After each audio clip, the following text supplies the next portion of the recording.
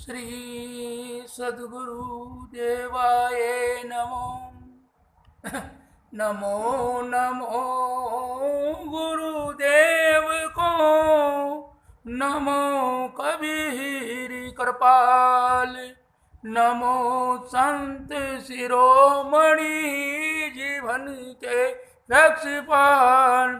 Park रूप कबीर गुरु दीन बंधु निरदार, चंदी चोरी कृपाल प्रभु विघ्न विनाशक हार। बंदो सदगुरु पार की धरो चरणों में शीश, हाथ जोड़ स्तुति करूं मिले ज्ञान बख्शीश। श्रोता बन अर्जी करूं गुरु भरोसे दास, मनसा वाचा कर्म न जीवन देन तरास। न गुरु दिक् तत्वं न गुरु दिक् तपो गुरु, ज्ञानात्मं नास्ति तस्मै सद्गुरुवे नमः। ध्यानमूलं गुरुमूर्ति, पूजा मूल गुरु पदम, मंत्रमूलं गुरुवाक्यं, मोक्षमूलं गुरु कृपा। गुरुदेवो गुरुधर्मो गुरुनिष्ठा, पर तप गुरो पर तर नास्ति नास्ति तत्व गुरो परम।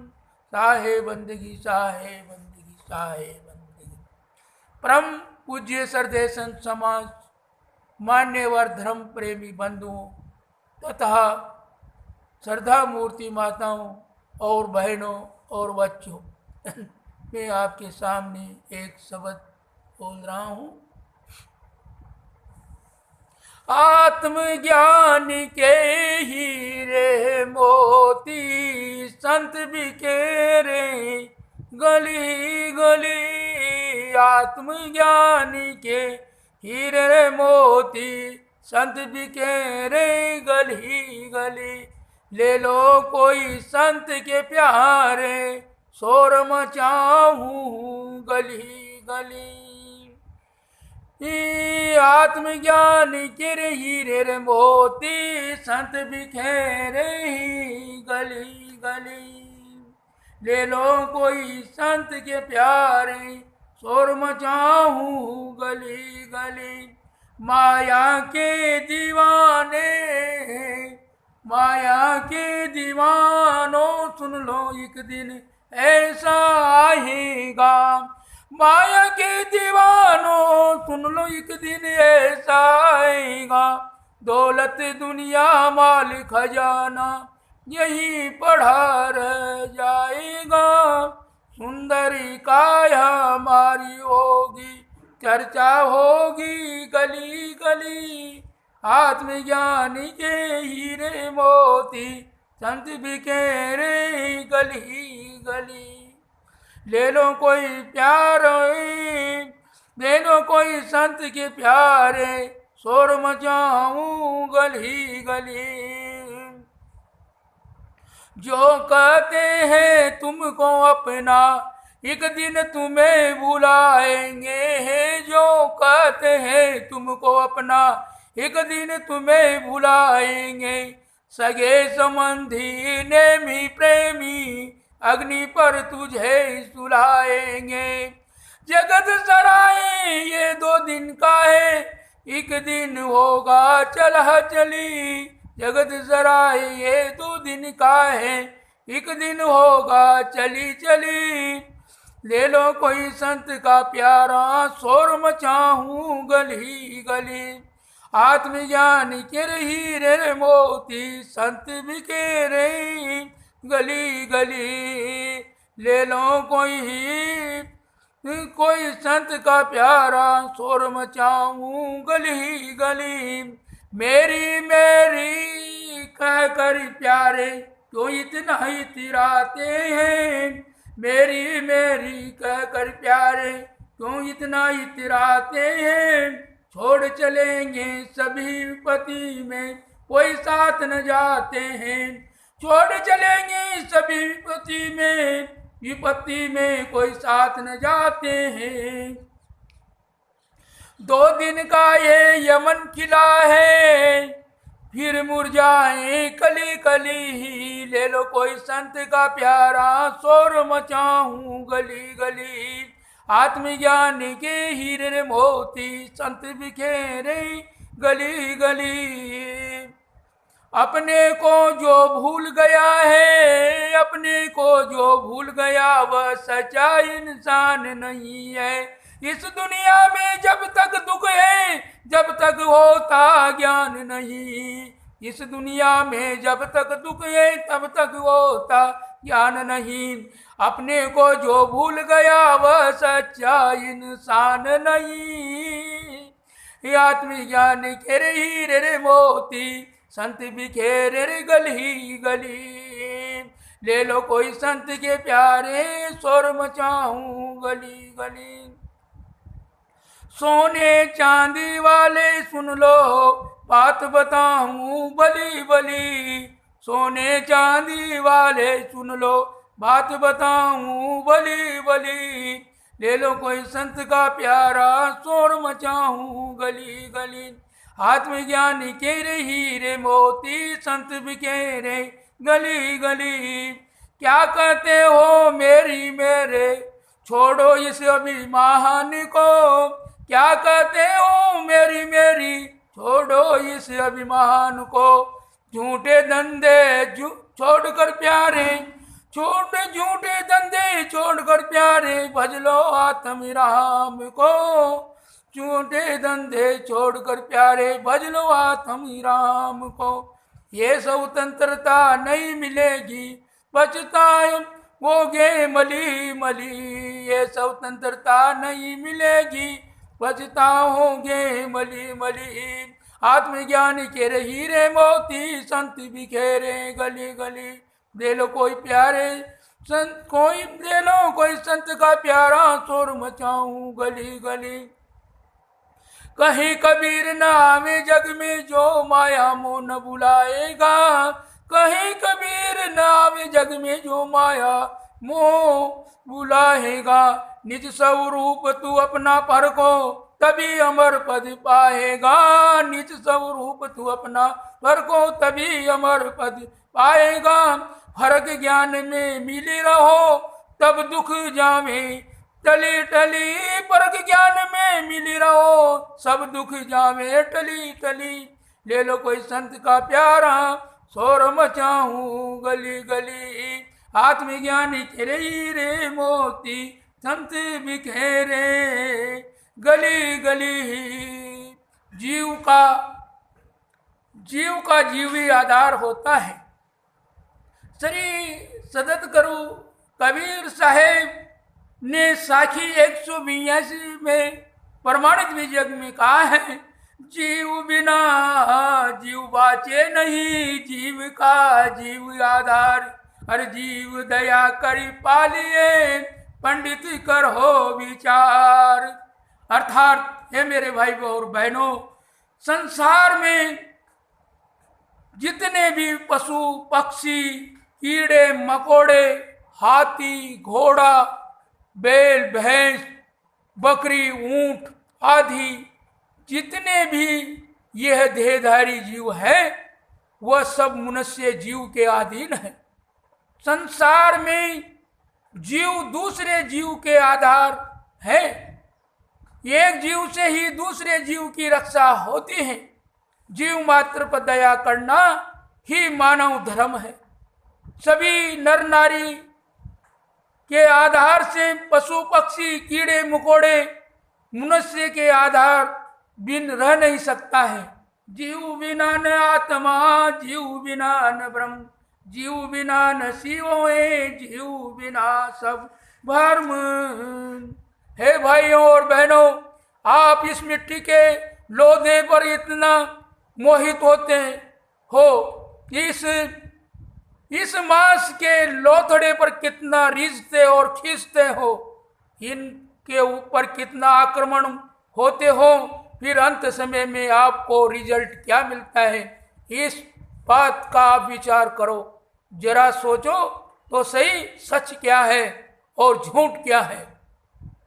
जब आदमी का शरीर छूटने लगता है, उस समय जीव के साथ में क्या क्या रहता है?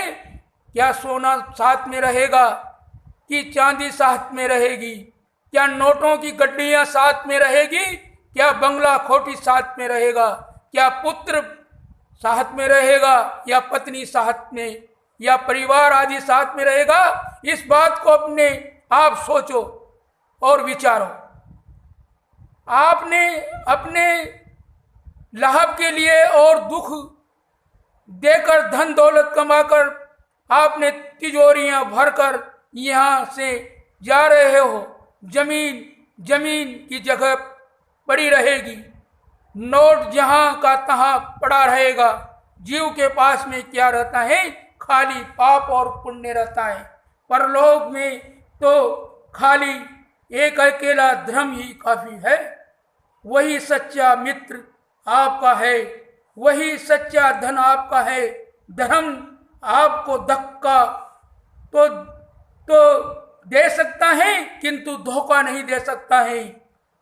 खाद और धन दोनों बराबर है, प्रयोग में लाने के लिए फेल लाना पड़ता है। हे भाई और बहनों, आप ये निश्चय रूप से समझ लीजिए कि संसार नाम की चीज ही एक बहुत बड़ी दुकान है। आप इस दुकान पर से सावधानी रखकर ही सौदा खरीद लेना, वरना बहुत पछताना पड़ेगा। क्योंकि आपके सौदा के ऊपर ही आपका अगला जीवन का निर्माण होगा। क्योंकि यहाँ हर नर नारी अपने ही कर्मों के आईने में ही सुख दुख भोग रहा है। दर्पण केरी गुफा में सवना बेटा धाय, देख प्रीतिमा अपनी भूख भूख मर जा। जी एक प्रकार एक राजा ने एक मंदिर बनाया और वह गांव कांचों की एक गुफा जैसी बनाई और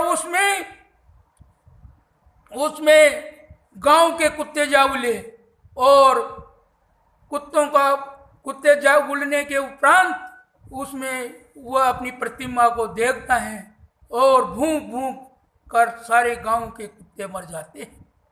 तब राजा ने सोचा कि सारे गांव के कुत्ते इस अपने जो कांच का मंदिर बनाया है उसमें अपनी प्रतिमाओं को देख देख कर भूख कर मर गए हैं। तब एक गांव के बाहर एक पारकी संत रहता था कि जो मैंने मंदिर की एक गुफा बनाई थी वह कांच की बनाई हुई है और उसमें गांव के जो कुत्ते हैं वो उसमें विराजमान हो गए और अपनी प्रतिमाओं को देखकर भौं भौं कर मर रहे। तो पारकी संत ने कहा कि मैं वहां पर मेरे पास एक मोतीराम कुत्ता मैंने पाल रखा है और मैं वहां उसको भेजता हूं और वो वहां पर नहीं मरेगा। तो राजा ने सोचा कि इसका क्या कारण है। तब ने पारकी संत अपने मोतीराम से कहता है कि जाओ तुम उस राजा की गुफा में जाना और मैं आपके ऊपर एक ये तिलक निकाल देता हूँ मोतीराम और मैं एक बेल बांध देता हूँ। आप वहाँ पर गुफा के अंदर जाना, वह प्रतिमा आपकी होगी। उसमें जो भी माल हुआ जो भी प्रसादी है उसको आराम से खाना और वहीं विश्राम करना। तब मोतीराम उस गुफा की राजा ने जो वह गुफा बनाई वह मंदिर बनाए उसमें वह कुत्ता जाता है। मोतीराम जाता है और वहाँ पर वो उसकी जो प्रतिबिंब देखता है और वह सोचता है कि ये प्रतिबिंब मेरी है, ये प्रतिमा मेरी है। वो वहाँ पर रात भर जो भी वहाँ भोजन माल वो प्रसादी थी उसको आराम करके सो गया। तब वो जिंदा का जिंदा रहा। तब राजा ने सोचा कि ये कैसा कारण है। तब वह राजा से कहता है कि हम कुत्तों को भी इंसान बना देते हैं, समझे। पारक पार की एक है भिन्न भेदना ही, पारक पार के एक है भिन्न भेद कुछ नाही, दे विलास कर भेद है सो गुरु बुद्धि हो दर्शाई। क्योंकि यहाँ हर नर नारी अपने ही कर्मों के आईने में सुख दुख भोग रहा है। समझदार आदमी अपने मन को देखता है कि हमारे मन में कितना कूड़ा कचरा भरा है। आपको भूख प्यास लगी है तो उसका पता किसी दूसरे को नहीं है। आपके पैर में कांटा लगा हो तो उसका दर्द आपको पता है। जहां कांटा दर्द करता है वहीं आप ही बताते हैं, और उस दर्द का पता भी आपको ही होता है। यदि वह कांटा निकल गया तो आराम आपको ही मिलेगा। आप अपने मन इंद्रियों पर हर क्षण सावधान रहो, यही जीवन की सफलता है। ज्ञान उसी का सफल है जो आत्म विजयी है। आप बड़े हैं, ये भ्रम छोड़ दो। आप समाज के गुरु हो, ये भी भ्रम छोड़ दो। आप तो समाज के एक छोटे सेवक हो, परंतु सेवा भी समय पर ठीक से नहीं हो पा रही है। समाज में जितने सदस्य हैं ये सब देवी देवता हैं, ये ईश्वर हैं। इनका सत्कार करो, सेवा करो, अपने मन में विनम्र भाव से रहो। आपसे छोटा कोई नहीं है। आपको किसी ने कुछ कह दिया तो आपको कष्ट नहीं होना चाहिए। बड़पन की लादी मत ला दो, वह लादी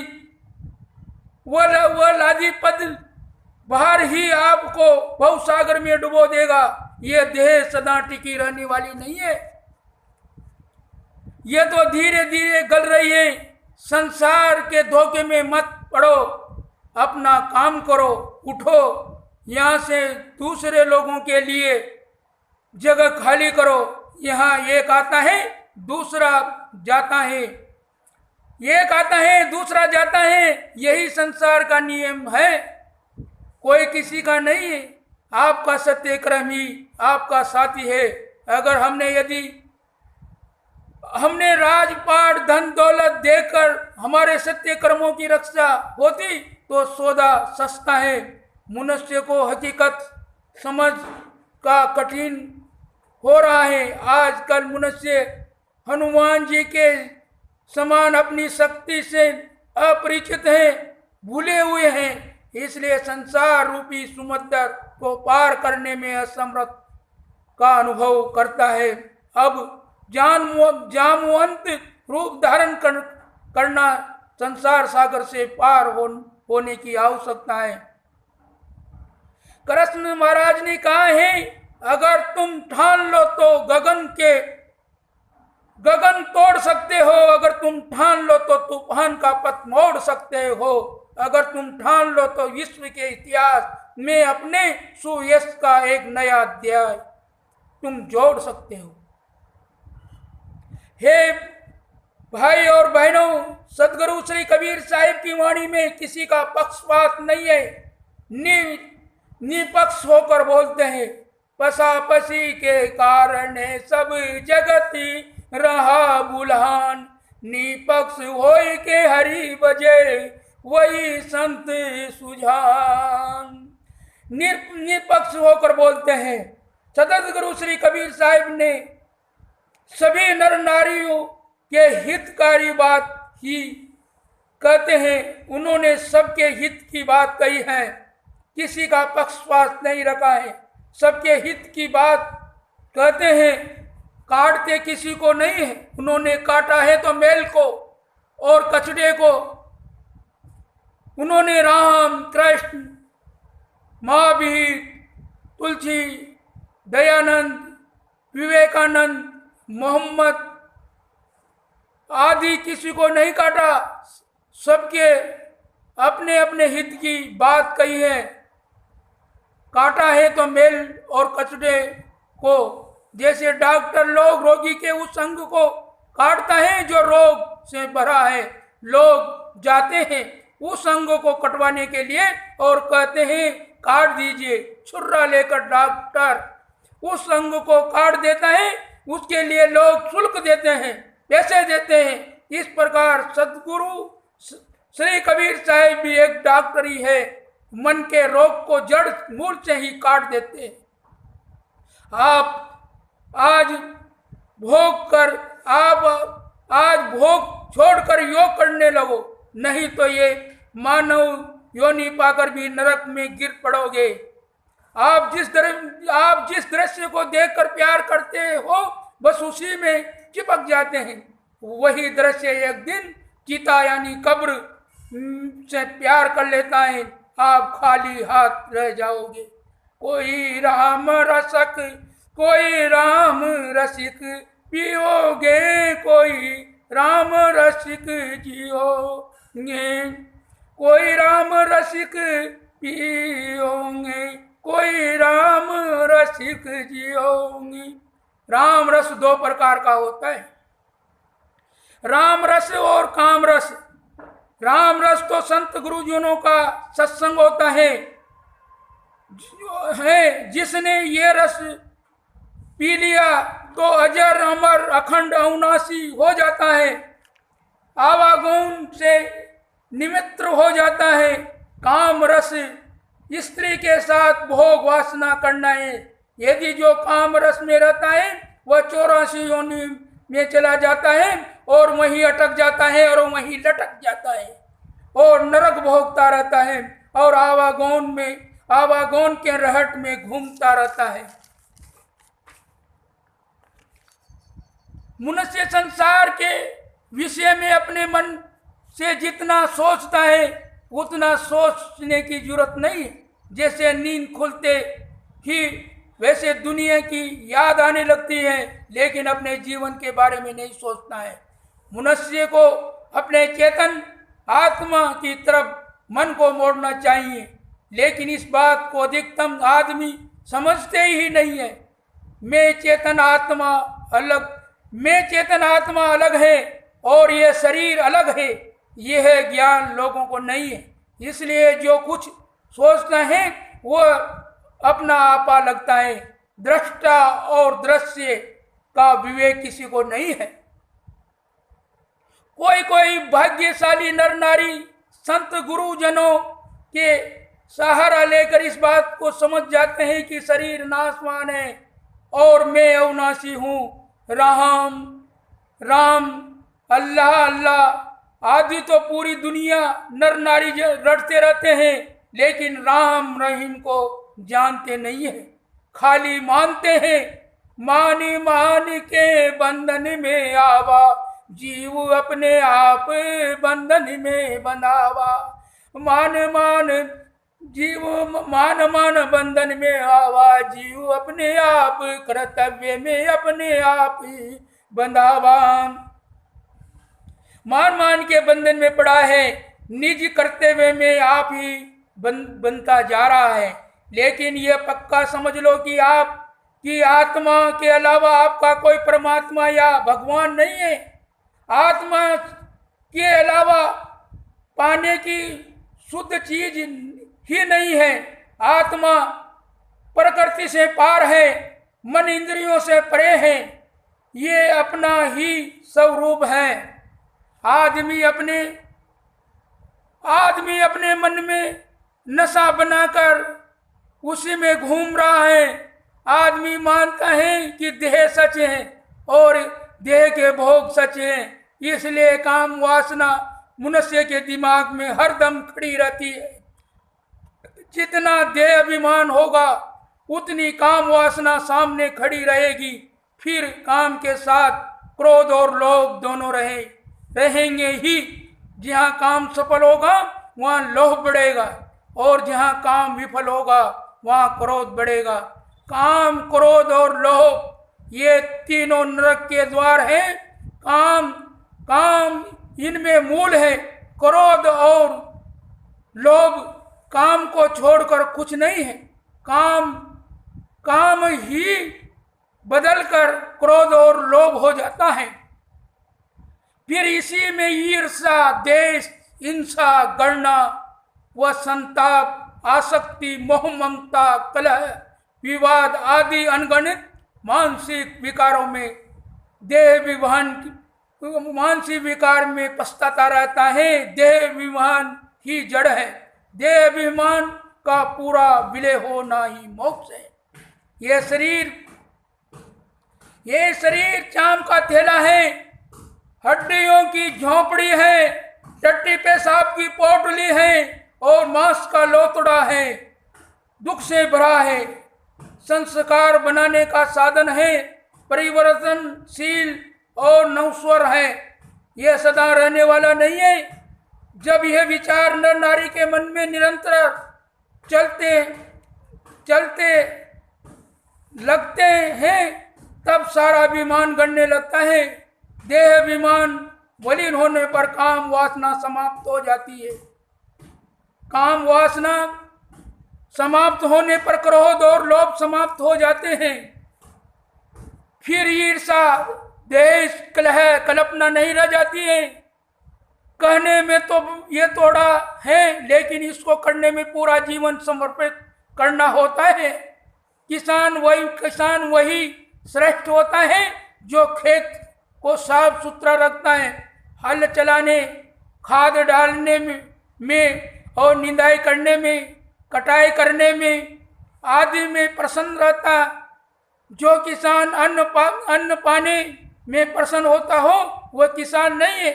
जब वह हल चलाता है, बीज डालता है, खाद डालता है, सेवा करता है, उसको हल चलाते महीनों हो जाता है, तब उसको अन्न मिलता है। हल चलाने से ही उसको अन्न नहीं मिलता है। हल चलाने से ही उसको अन्न नहीं मिलता है। फसल पक जाने के बाद उसको काटना पड़ता है, खलिहान में लाना पड़ता है, कूटना निकालना पड़ता है, तब उसको चावल, दाल, रोटी, सब्जी मिलती है। हल चलाने ही फल नहीं मिलता है। बच्चा स्कूल में पहुंचने से ही उसको तनख्वाह नहीं मिलती है। अच्छे लगन के साथ पढ़ाई करेगा तो 25-30 वर्ष के बाद उसको तनख्वाह या नौकरी मिलने लगती है। इतने लंबे समय के बाद उसको तनख्वाह मिलने लगती है। किसान को हल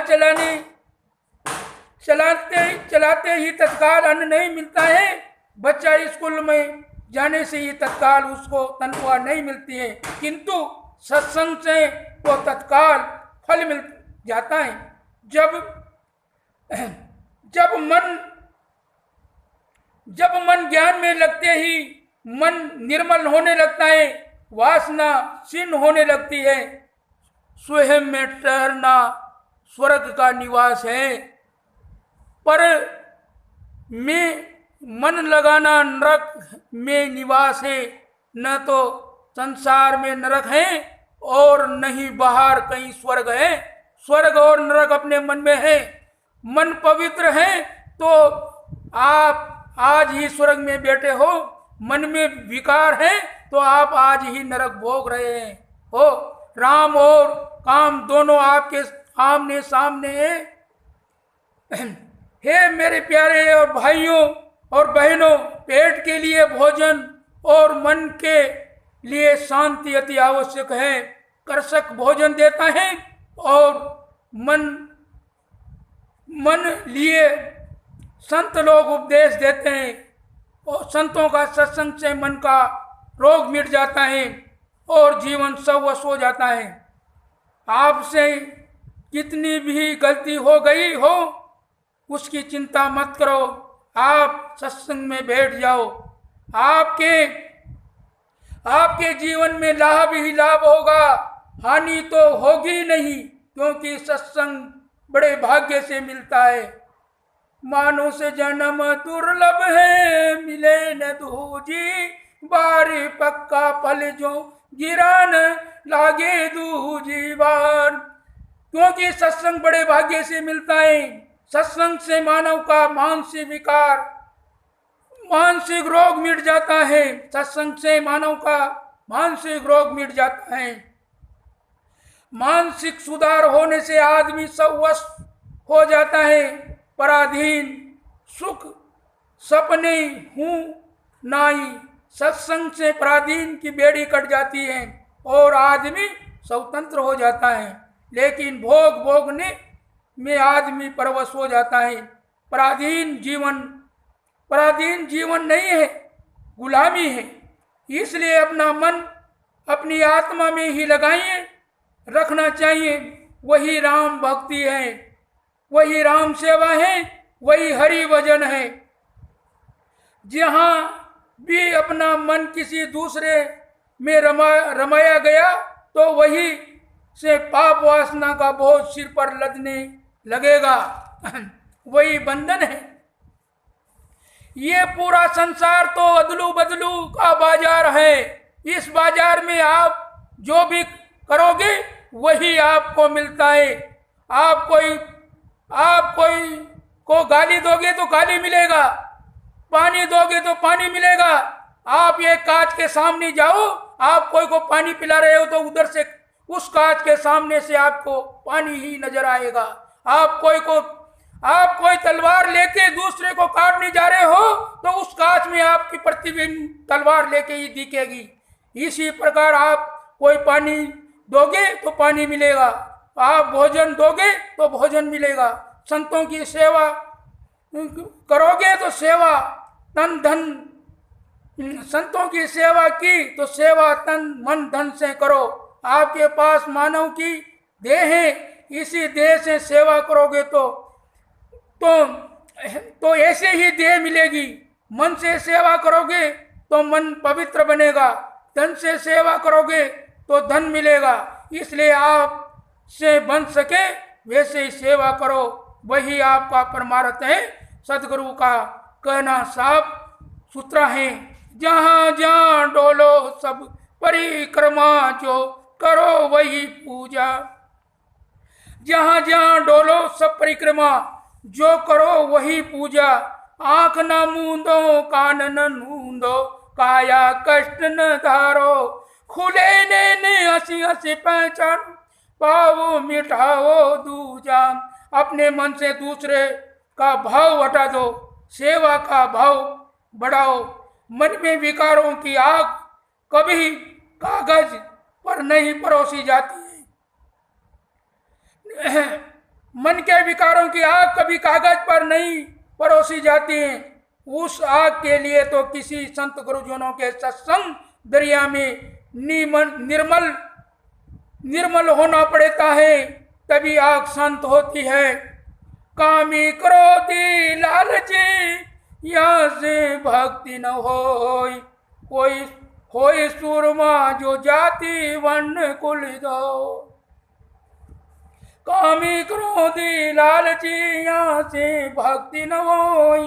कोई होय सूरमा जो जाति वर्ण कुल दोय। जो तू चाहे मुझको छोड़ सकल की आस। मेरा मुझ में होय रहूं सब सुख तेरे पास। मातृ देवो भव पितृ देवो भव आचार्य देवो भव अतिथि देवो भव। ये जो अपने घर में बैठी हुई है यही तुम्हारी माता है। इसकी सेवा करो। ये जिंदी जागती माता ही तुम्हारा कल्याण किया है और इसने ही तुम्हारी सब गंदगी टट्टी पेशाब को साफ किया है और इस संसार में दूसरी माता नहीं है। पितृदेवो भवे, अपनी पिता की सेवा करो जिसमें माता और पिता से ये शरीर बना है। आचार्य देवो भव, ये जिस गुरु ने आपको ज्ञान दिया है उसकी सेवा करो। अतिथि देवो भव, जो अतिथि है, जो ये संसार के जो भारतीय मानव है यही तुम्हारे अतिथि है, इनकी सेवा करो, साधना करो। मातृ देवो भव पितृ देवो भव आचार्य देवो भव अतिथि देवो भव। सदत गुरु श्री कबीर साहिब ने प्रथम बेली में कहा है, अंसा सरोवर शरीर में हो रमैया राम। हंसा सरोवर शरीर में हो रमैया राम। जागत चोर घर मुसई हो रमैया राम। जो जागल सो भागल हो रमैया राम। सोवल गेल बिगोई हो रमैया राम। आज बसेरा नियरे हो रमैया राम, काल बसेरा बड़ी दूर हो रमैया राम। जाई हूँ बिराने देश हो रमैया राम, नैन भरोगे दूर हो रमैया राम। हट लो न मानो मोर रमैया राम, जस रे क्यों तस पाए हो रमैया राम।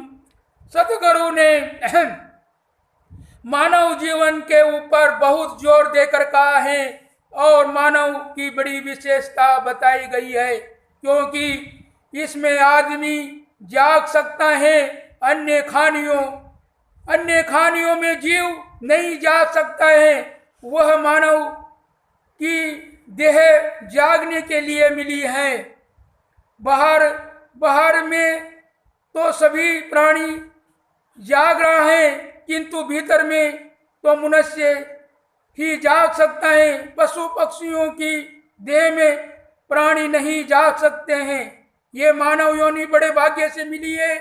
यह एक कोरा कागज के रूप में मिली है। इस कागज पर आप जो भी लिखो वही पढ़ोगे, देखोगे। आज आपकी जवानी में कितना सुंदर रूप है, कितना प्यारा लगता है। लोग आपकी तरफ खिंचाव करते हैं, आकर्षण होते हैं। इस देह का कितना अहंकार करते हो। इंद्रियां भी बलवान है, सत्संग भी पास में है, समझ भी अच्छी है।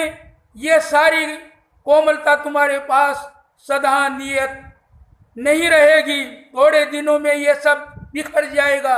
ये सारी जवानी, कोमलता, सुंदरता एक पल में मिट जाएगा। तुम संसार के मोह ममता आसक्ति में बंधे हैं। ये शरीर भी पक जाएगा, रंग रूप भी बद्दा हो जाएगा। जैसे 7 रंगों वाला इंद्रधनुष कितना प्यारा लगता है, लेकिन ये तो पानी की बूंद से बना है। वह देखते ही देखते पानी में मिल जाएगा। ये धन ये एकदम सदा ओझल हो जाएगा। समय रहते हुए आज अपनी आत्मा में जाग जाओगे, पछताओगे नहीं। ये शरीर तो मरघट की तरफ सरक रहा है और आप पाप पर पाप का बोझा लाद रहे हो। इस संसार में तो सबको ठोकरें खाना है, चाहे राजा हो या प्रजा, सबको ठोकरें खाना है। संसार में तो गधे की पीठ पर लादी ही लादना है और लादी ही लाद कर मर जाना है। दर्पण केरी गुफा में सवना बेटा दाई, देख प्रीतमा अपनी भूखी भूखी मरी जाए। साखी 59 प्रमाणित बीजक में कबीर साहिब ने बोली है, जो दर्पण केरी गुफा में जो दर्पण प्रतिबिंब देखिए, आप दुहुम ना सोए। ये तत्व से वह तत्व है, यहीं से वह होई। सदगुरु श्री कबीर साहिब ने बीजक बेली में कहा है, जो जागल सो भागल हो रमैया राम। आज बसेरा नियरे हो रमैया राम, काल बसेरा बड़ी दूर हो रमैया राम। जायो बिराने देश हो रमैया राम, नैन भरोगे दूर हो रमैया राम। हट लो न मान्यू हूँ मोर हो रमैया राम, जस रे क्यों तस पाई है हो रमैया राम। साहेब सदगुरु श्री कबीर साहिब ने साफ साफ शब्दों में कहा है, ताकि अनपढ़ भी इस बात को समझ सके, नारियों को भी समझ में आ जाए। बिना परिश्रम से आदमी समझ सके और अपने मार्ग पर चल पड़े और पाप का मार्ग छोड़ सके। सतगुरु ने कहा है, मानव तुम माता के गर्भ से जन्म लेकर संसार में आए थे, तो क्या लेकर आए थे? इस बात पर विचार करो। हे मानव, तुम माता के गर्भ में जन्म लेकर आए थे, तो क्या साथ में लेकर आए थे? इस बात पर विचार करो। खाली 1-1.5 फीट का ये मांस का लोथड़ा लेकर ही आए थे, और इस मांस का लोथड़ा को छोड़कर जाओगे तो क्या लेकर यहाँ से जाओगे? इस बात पर कभी विचार किया? इसी मांस के लोथड़े को आप अपना घर मानते हो। आप इसी हाड़ चाम मलमूत्र टट्टी पेशाब की पोटली को मेरा मेरा कहते हो। ये घर आपका है, ये घर आपका है, ये तो विदेशी है, विदेशी। इस मलमूत्र की पोटली की संगति करके आप अपने देश को बिल्कुल भूल चुके हो।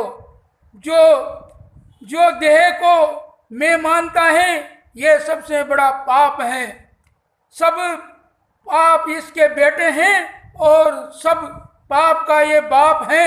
यह देह तो आपको मिली हुई वस्तु हो और छूटने वाली है। ये देह तो आपको मिली हुई वस्तु है और छूटने वाली वस्तु है। इसी में बड़े बड़े राजे महाराजे धोखा खाकर यहाँ से चले गए, और आप भी धोखा खाकर जा रहे हैं। ये देह तो आपको एक कोरा कागज मिला हुआ है, और आपको ठोकर लगने की एक ओट है। इसी ओट में राम, कृष्ण, रावण, कंस, दुर्योधन, हिरण्यकश्यप आदि ठोकर खा कर चले चुके हैं। आप सावधान हो जाइए। ये तो एक कोरा कागज है। इस कागज पर आप जैसे लिखोगे वही पढ़ोगे।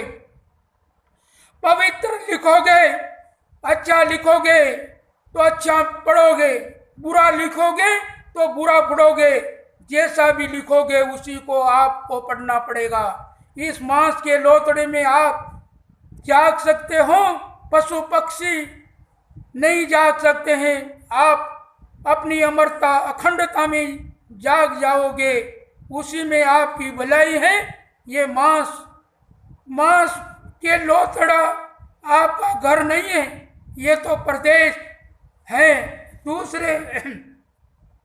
दूसरे के देश में बैठकर उसको अपना मानकर बंधे हैं।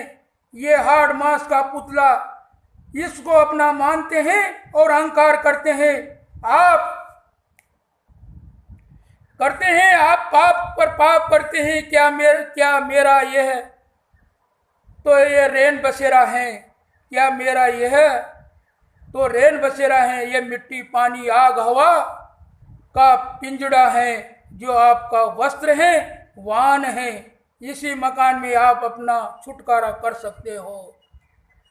एक आश्रम पर गुरुजी और शिष्य दोनों रहते थे। जो भी काम करते थे, गुरुजी और शिष्य दोनों साथ करते थे। खाना पीना, सोना उठना, प्रवचन करना, जो भी काम होता साथ करते थे। एक दिन गुरुजी व शिष्य दोनों उपदेश प्रवचन करने के लिए जा रहे थे, तो रास्ते में चलते समय रास्ता तोड़ा। रास्ता सीधा हो या टेढ़ा मेढ़ा हो, रास्ते पर ही चलना चाहिए।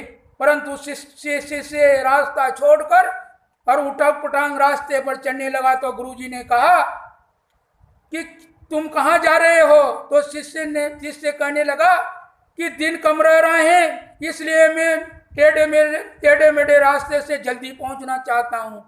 इसलिए टेढ़ा मेढ़ा रास्ते चलकर जल्दी पहुंचना चाहता था, परंतु गुरुजी की बात न मानकर वह रास्ता छोड़कर चलने लगा। और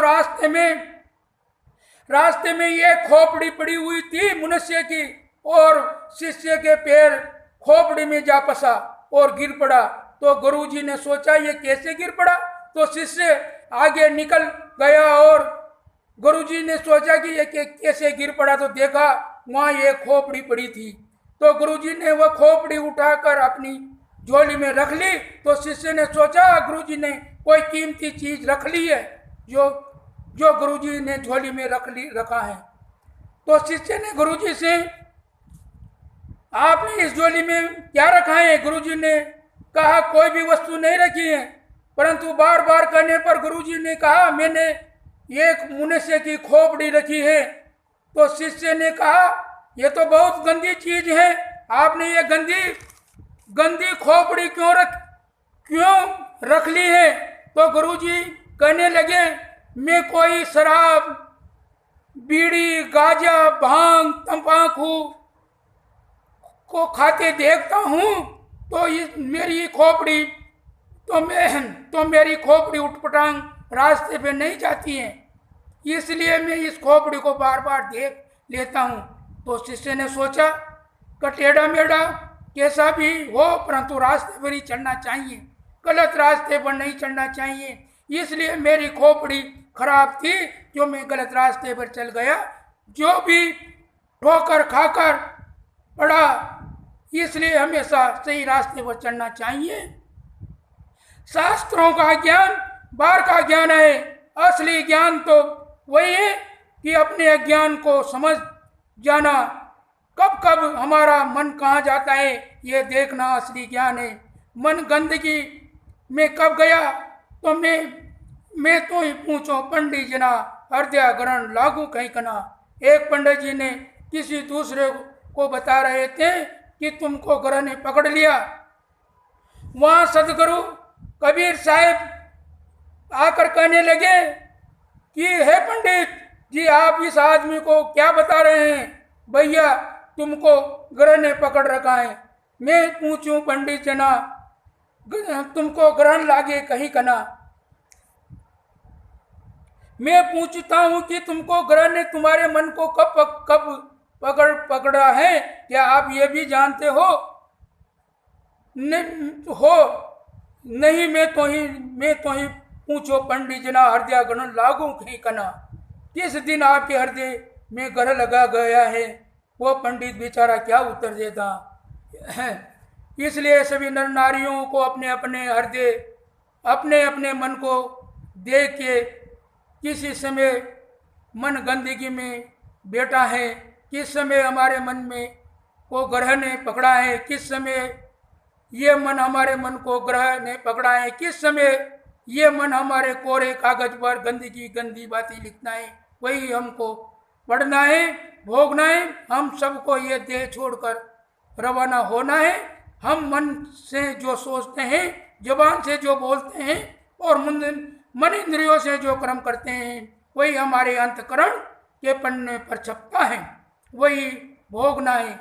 हम सपना देखकर जागते हैं तो सपना झूठ साबित होता है, फिर उधर आक्रमण नहीं होता है। इसी प्रकार अज्ञान से किया गया कर्म जो कुछ है ज्ञान उदय होने पर सपना जैसा लगने लगता है।